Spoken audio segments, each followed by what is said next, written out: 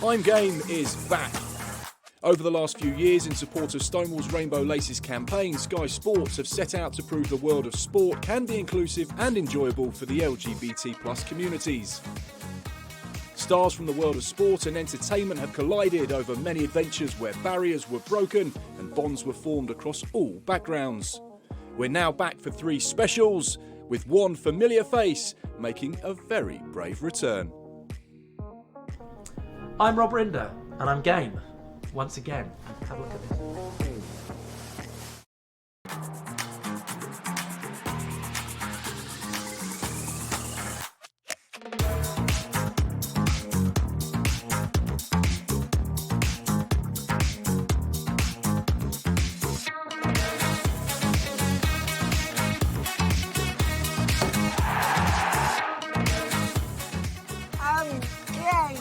I'm game. I'm game.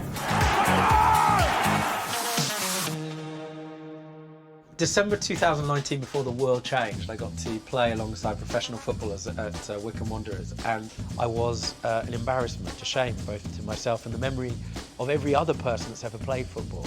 But it was a real joy to be enveloped in that team, in the truest sense of the word. They were authentically enthused to have us there, and the response was really amazing. It mattered to them that they were a collection, a rainbow tapestry of players, and that they understood that their fans came from every conceivable community, and it was up to them to stand up and stand proud to represent them.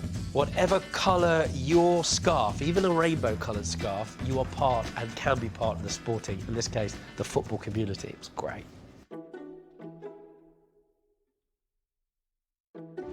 This is like my family's holy of holies. It's like pilgrims on the way to Jerusalem.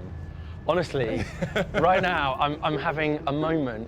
When we were little, my brother used to play with football stickers and make the crowd noise. It's like, I'm actually having that moment now. Rinder! Spurs, more than anything else, was a kind of family religion. I write about this and I bang on about it a lot, but it really mattered a great deal to the men, especially in my family. It's the way that you could communicate everything. Things going bad, you've got Spurs. Things going well, you've got Spurs. And I never really understood it until I was older. But if you really want to understand what Tottenham is and was, when I came out to my brother, he stopped, he looked, he paused for no longer than 2 or 3 seconds, and he said, "Yeah, Rob, I don't care what you are, just as long as you're not Arsenal." And he meant it. I'm like, really? You see that big, giant golden cockerel up there? Yeah, I can see there's a great big golden cockerel up there. Yeah. Mark. Would you like to go and touch that great big golden cockerel? Why would you do that? Well, it's part of the experience of coming to the Tottenham Hotspur Stadium. What, you have to go and touch the guy? Will it help them win? It will help them win. Right, I'm totally in then. Right, what are we doing? What do I have to sign? Your life away. Okay. The Skywalk. I mean, look, what I don't like is people kind of conscript me into things because they're waiting for a highly strung poodle on steroids, right? But I run a 2:56 marathon, so... Guys, have you got any sort of medical history or a genuine fear of heights? Can we just talk about that being your question now? Right. What I felt about the Skywalk was that people with their arms folded, slightly waiting for me to yelp like John Inman from Are You Being Served? Ooh, when's she going to have an attack of the vapours? Not a bit of it. I mean, it was high, don't get me wrong, it was a delight to see the ground from that high up. And I did get, and this of course is the most important thing, to touch a piece of history, to touch a piece of, you might even say, religious iconography. Oh, when the Spurs go marching in. Oh, when the Spurs go marching in. I want to be in. Oh, hang on. I'm touching a golden cockerel. It's a lovely moment. What bit of the cockerel am I touching? This is genuinely a religious experience for, not for me, but it will be for my family. And I'm actually getting, it's sort of like a high, because we literally high. This is magic, actually. It's really special. The view of Lee Valley over there, and beneath my feet is Tottenham. Thank you. It's all right. We aim to please on this show. You please me. It's just like magic. This is really cool. Oh, ye powerful cockerel, make sure we win. Don't let Harry Kane get injured.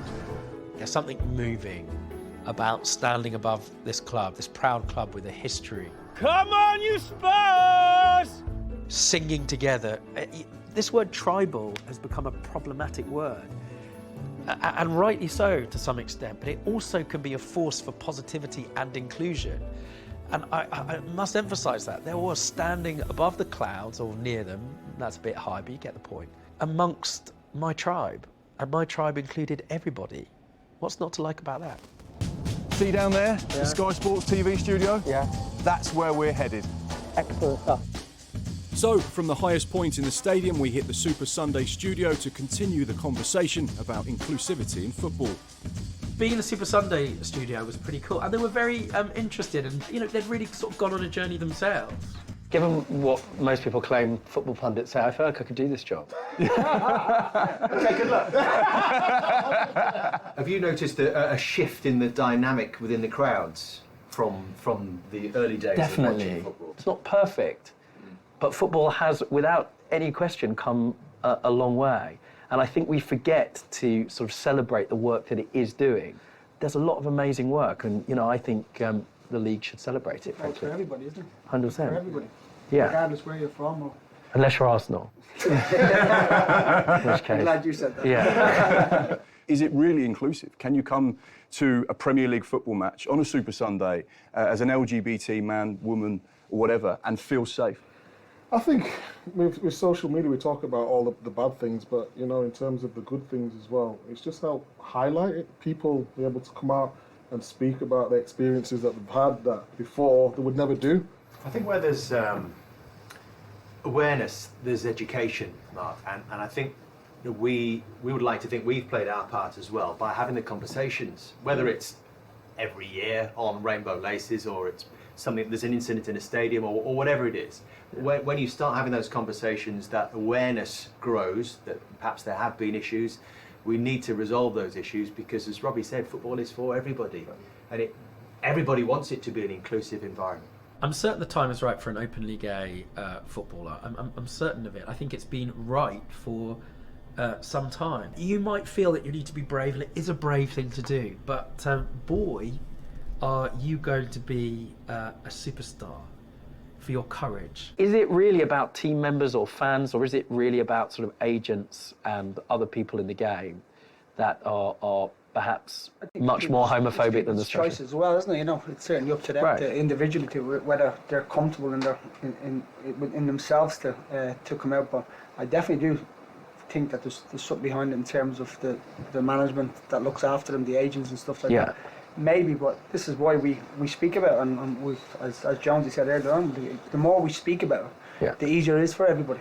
They're going to be met with challenges, undoubtedly, certainly by opposing sides, but they'll do anything to get at you. But by your team members, by the public, by sponsors, let's face it, that's important, by anybody who's anybody that cares about this game, it's going to be overwhelmingly positive. And here's the other thing that person can do. Once you're out, you make it a little bit safer by making it a little bit more okay for that young boy or girl that loves football, that may not be in an accepting environment, to know that they shouldn't be ashamed. So if you're that person, be courageous, because everybody's going to be with you. The Proud Lillywhites are the official Spurs LGBT+ supporter group, and I took Rob to meet them.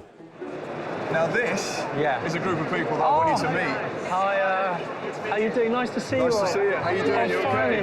Hi. So Proud Lillywhites was formed in 2014 as a social group to be able to bring together a community that didn't have a space and a place.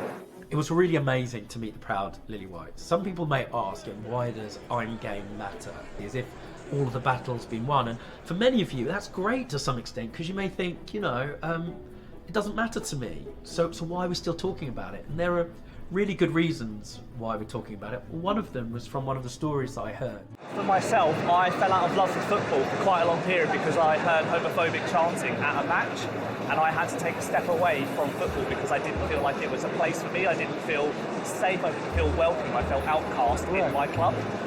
So I took a few years out of football, and it wasn't until I saw the Proud Lillywhite rainbow flag in the stadium on a match day on TV, and I thought, wow, that is such a visible thing. And I did some research about the Proud Lillywhites, and I found them, and I fell in love with football again. And I felt like I had a safe place. I felt like I had a family again who were able to support me to be able to come back and rejoin the football community. So we'd like to welcome you into our family with your own merchandise as well. So we have free merch! You have made my 2021. Thank you all so much, Proud Lillywhites. You made our day. No, this is amazing. I mean, hello. Come on, you Spurs. I'm not new to football, but I don't calm very often because I can't bear it. I don't not like to know an ending, but like when I was in trials, I would often like do la-la in my fingers waiting for the not guilty verdict, or in my case, too often the guilty verdict to come in. You know, I like to know how things end. I don't like the uncertainty of the drama. It was amazing to be in the stand. It was really brilliant, to say the least. It's everything. It's pulsating.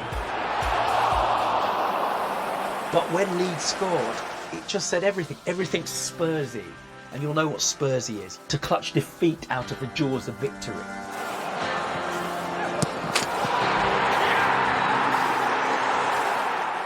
So I thought, that's it. That's the end of the game. And once they scored in the second half, it's just the loveliest moment.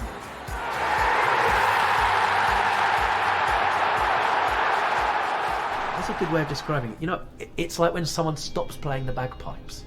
It's just freaking amazing. I should be refereeing.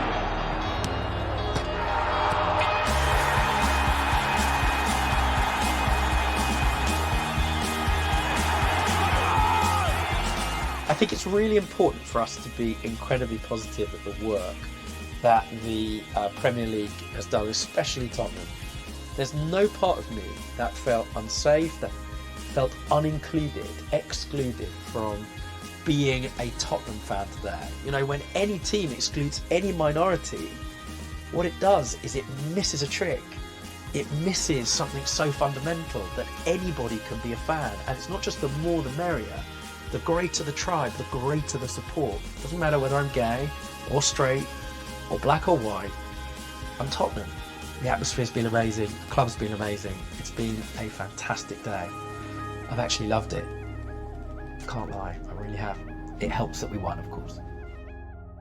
If you have been affected by any of the issues raised in this programme, you can contact the charity Stonewall for help and advice on 0800 050 2020.